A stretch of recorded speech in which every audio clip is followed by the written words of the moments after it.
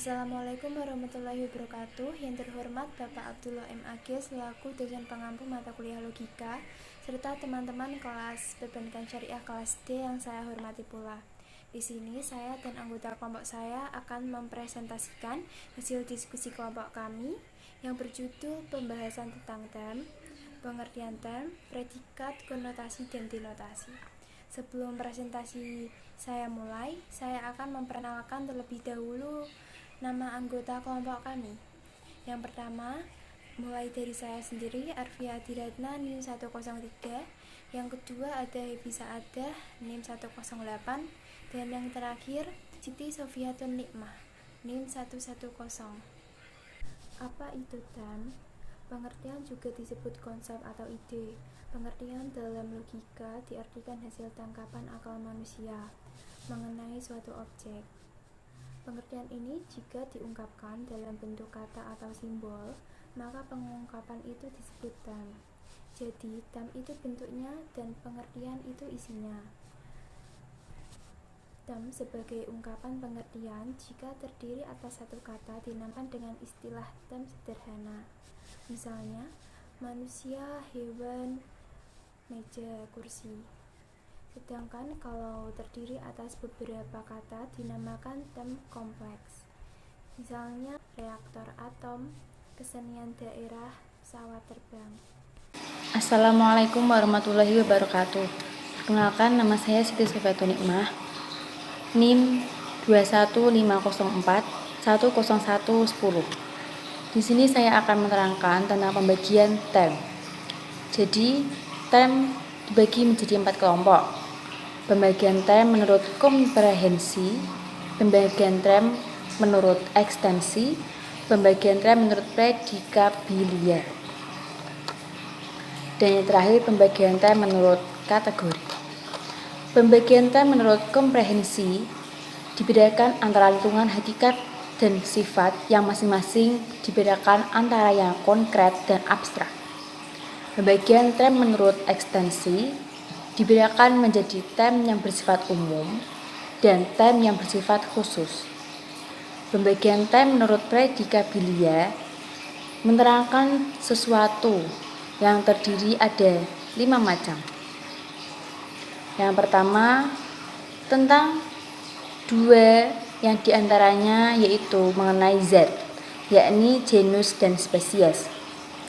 Lalu 3 diantaranya mengenai sifat, yaitu diferensia, bromium, dan aksidens.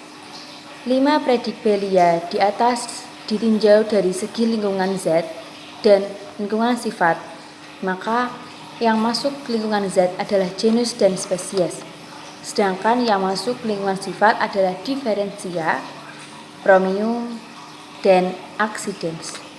Yang terakhir, pembagian term menurut kategori ada 10, yaitu menurut Aristoteles. Di antaranya substansi, kuantitas, kualitas, relasi, dan aksi. Selanjutnya, saya akan menerangkan pengertian predikat. Predikat merupakan bagian klausa atau kalimat yang menandai apa yang dikatakan oleh pembicara mengenai subjek.